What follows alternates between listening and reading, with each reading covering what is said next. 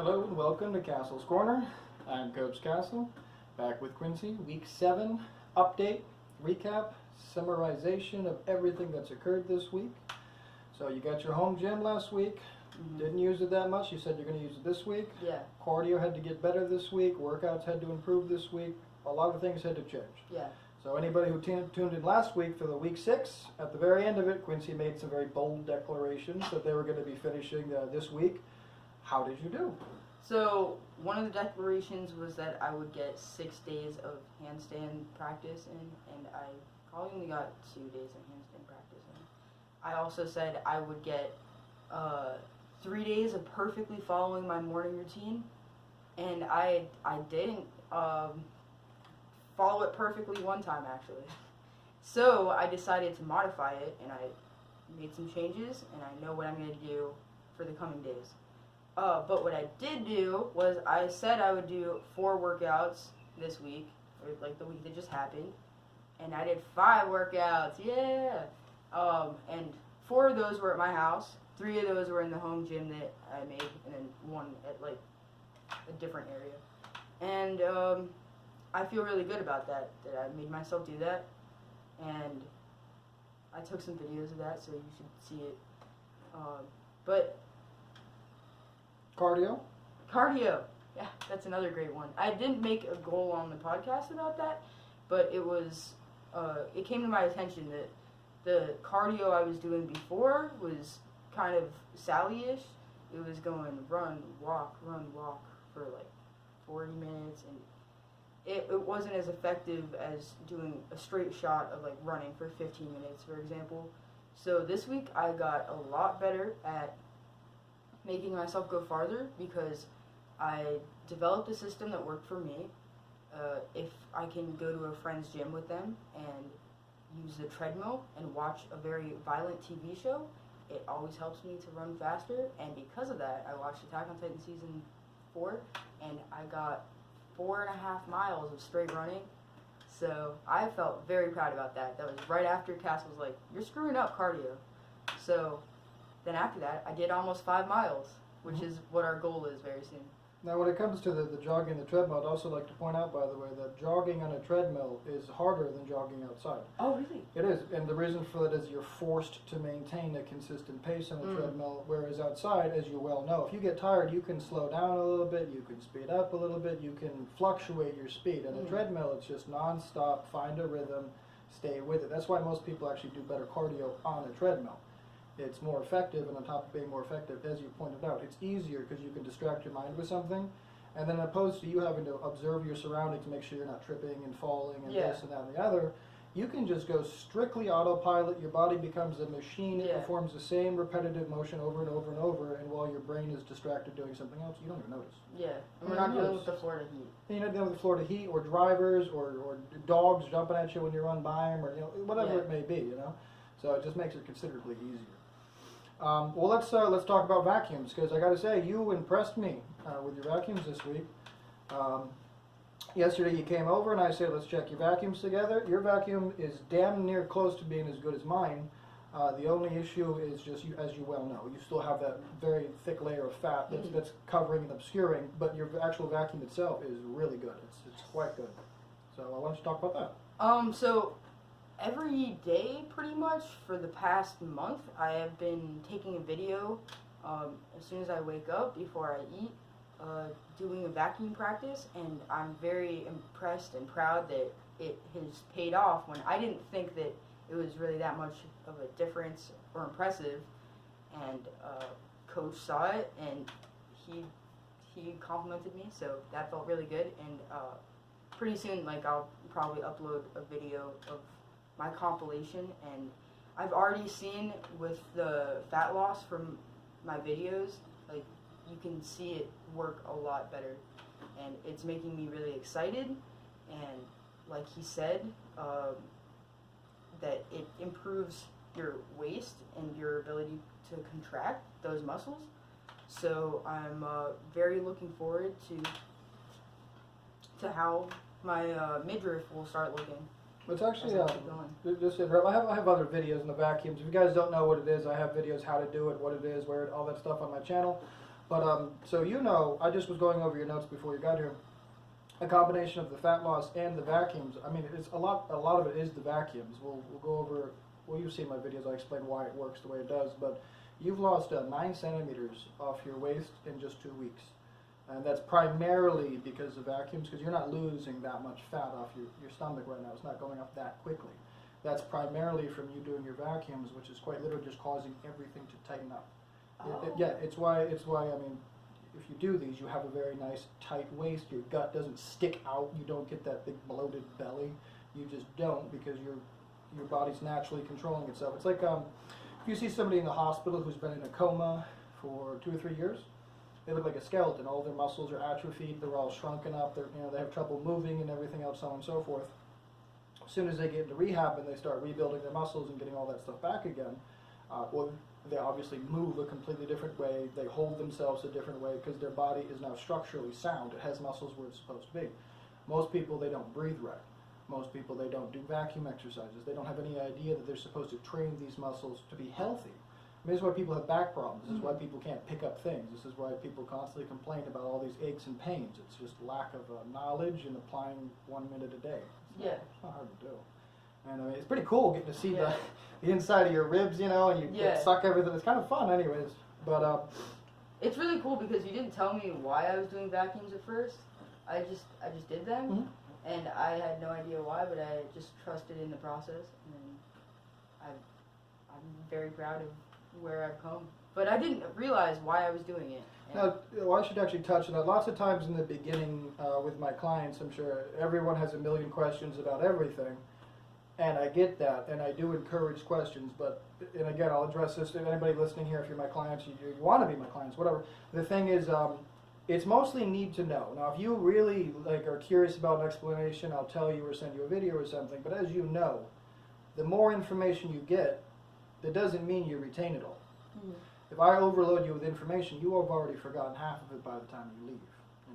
If I give you too much at once, you're going to be too afraid to even start doing vacuums. If I just say, hey, you just do this real quick 1 minute a day, you're okay with starting it.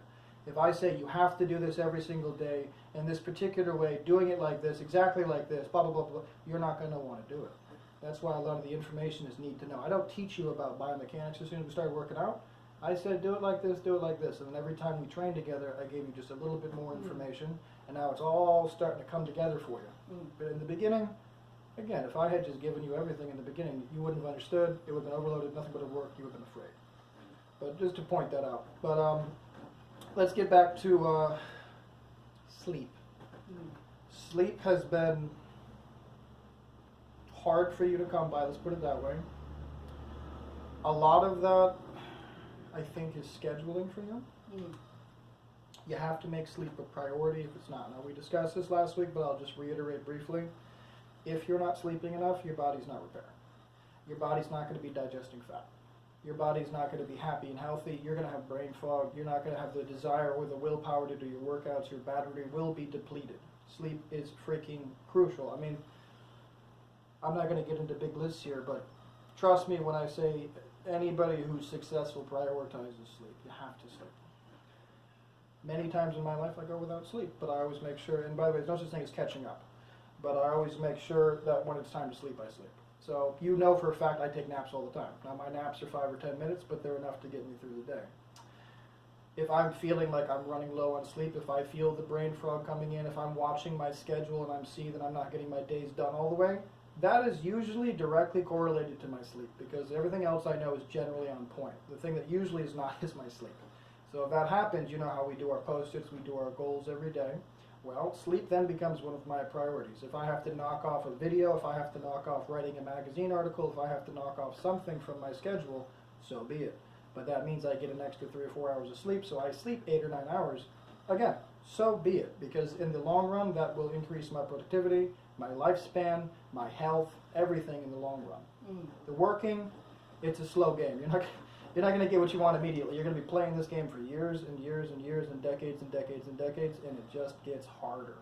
So you got to make sure in the beginning you understand how important sleep is. Yeah. Well, you know this. The days that you get a really good night's sleep, the next day you're very productive. You feel great. you knock it out of the park usually because you slept really good. At least 6 hours. Or, I mean, 6 hours is usually the best for me. It's usually what I do best with too, 6, is also good. Sometimes 7.5. Yeah. I'll take an extra one and take an extra time chunk for myself there, but usually 6 is good for me. Yeah, and so this week I think I got mostly 4.5, sometimes 3. So.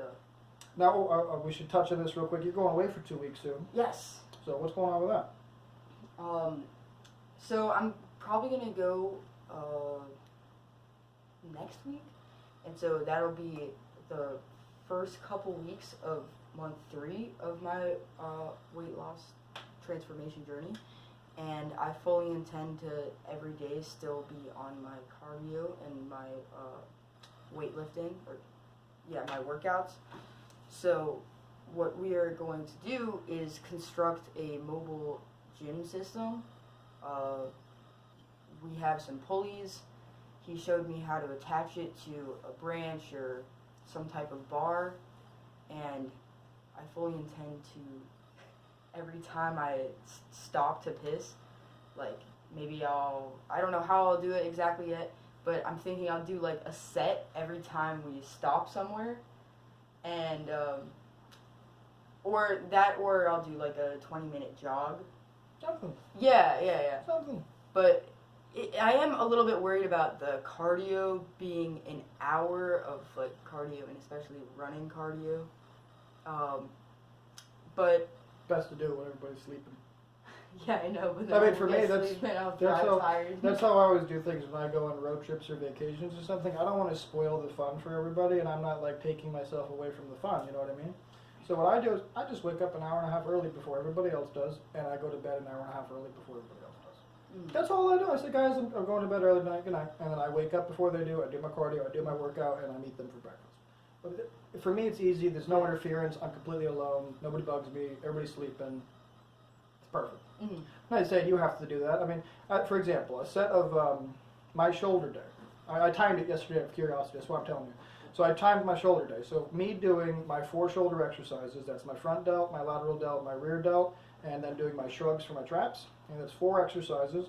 It takes me 6 minutes to do all 4 of those together. So 1, 2, 3, 4 is 6 minutes total. Maybe 6 minutes and 15 seconds or something, okay? So if I do 3 sets of that, that's about 20 minutes. So again, you can't tell me you don't have time for a 20-minute workout, and you can't tell me you don't have time to set up your cables and do a set in 6 or 7 minutes. I mean, because you're going to be setting it up unfamiliar territory, you budget more time. But after the first couple times, it's just strap, Velcro, pulley, cable. Strap, Velcro, pulley. It's not hard to do. It's not complicated. So I'm not worried about that. I'm very pleased that you've been talking with me continuously about this for the past couple of weeks. It means you're worried. It means you're planning how you're going to be accomplishing it. I already know in your head you're coming up with like, I can do this then, I can do this then. And that's how you need to be thinking, but you should be thinking about your life that way too. Because future's coming. The future's coming. It's coming whether you like it or not. Yeah. So like I tell everybody, we change every day, knowingly or unknowingly, whether you like it or not. And because of that, like I tell everybody, wouldn't you rather change knowingly? Wouldn't you rather change the direction you'd like to go as opposed to just kind of existing and drifting and waiting for random forces to push you random directions? Wouldn't it be nice to say, hey, last night I wrote a schedule for myself because I love myself. And if I follow this schedule, then I'm going to have a really good day. I'll go to bed very proud of myself, and my future will be secured at least a little bit longer. Or you can wake up, do nothing, drift through your day, have the same day that you have every day, complain about the same bullshit, do nothing productive, do nothing useful, then go to bed and say, oh, God damn it, I have to do it again tomorrow. Yeah. That's how most people live. For outside forces to push you to something. Hey, would you? Oh, you're fired. Oh, I have to get a new job now. I'm fired. You know. Oh, my car broke down. I have to because my car broke down. You have no options. Yeah. You're a weak, pathetic human. You have no options. You have no power. You have nothing. You're just optionless. You're just something to be pushed around by everyone else. I don't like to live like that. I refuse to live like that. Intentionally plan your life. Yeah. I intentionally plan and live my life, and I live it my way. And if anybody has a problem with that, they can fuck off. And if anybody doesn't like me, they can fuck off. I don't care. I'm not everybody's cup of tea. I don't want to be. Imagine if everybody liked me. Oh, God. What a horrible world that would be. I would freaking kill myself. No, I'm quite happy with most people not liking me because that means I'm doing everything right. If everybody likes you, guess what? You're not doing anything. You are nothing. Yeah, you're just trying to please them. You're trying to please everybody else, and you're not anything. You're an amoeba that just wants gratification for being and existing. And lies to people. And lies to yourself too. Yeah. You're not being yourself. What are you? But that's a topic for another time. Sorry. So let's wrap up the podcast. Your week. Give me a grade, scale of 1 to 100. I was thinking about this. So last week it was 65, and this week I don't want to be too crazy, so I'm going to say 68 because it's definitely better than last week. I want to say 70, but there's still a lot of room for improvement, and I'm hoping that next week it'll be like 75, 80. All right. Yeah. The last thing I'd like to add is I know you got a new morning routine for this week. Yeah. Because of that morning routine, you haven't told me about it, but I also strongly suspect that you're starting to acquire a night routine as well, just due to having a morning routine, aren't you? Yeah, and it's not something I'm super conscious of, but like now that you mention it, right? I kind of do realize that. You're like, oh, I have to do this in the morning. Yeah. Got to do this tonight. Yeah. It's kind of organically happening. Mm-hmm. So after this week, once you've got your new morning, routine, not completely flushed out, but mostly flushed out, then we'll move on to getting your night routine set up. Yeah. And those two, well, they're key bricks, they're key blocks, they're keystones, whatever you want to call them, in your success. If you have an extremely productive, well-scheduled morning and well-scheduled night, well, you're going to sleep all night because you know you have to. Before you go to bed, everything for the next day will be prepared and set up. And when you wake up, everything's sitting there ready for your success. Mm-hmm. How can you fail? Oh, I mean, you can still fail. But if you do that every single day consistently, even failing over and over and over, you will eventually succeed. And as you know, nothing's perfect. You have to adapt. You have to adjust. You have to keep changing again and again and again. Nothing remains static, and you have to change with it. So that's what you're really learning this week. I'm very pleased with your progress this week. I'm very, very proud of your vacuums. It's a really good job in the vacuums. Handstands, not that big of a deal. You're pretty good at them, so it's not that big of a deal because you're already pretty good at them. The Bring Sally Up, we're doing that in a few weeks, so just keep practicing. There's no big concern about that. And everybody at the end of this podcast, I'll tag on Quincys' clip that they edited, and you can see what they've been up to this week. So thank you all for turning in. Thank you for cheering Quincy on. And guys, you can do it too. I've done it, Quincy's done it, all of my clients do it, people all over the world do it every day. It's not hard to do. You also can do it. You just have to make the decision and live by choice. Yes. Decide now that you're good enough.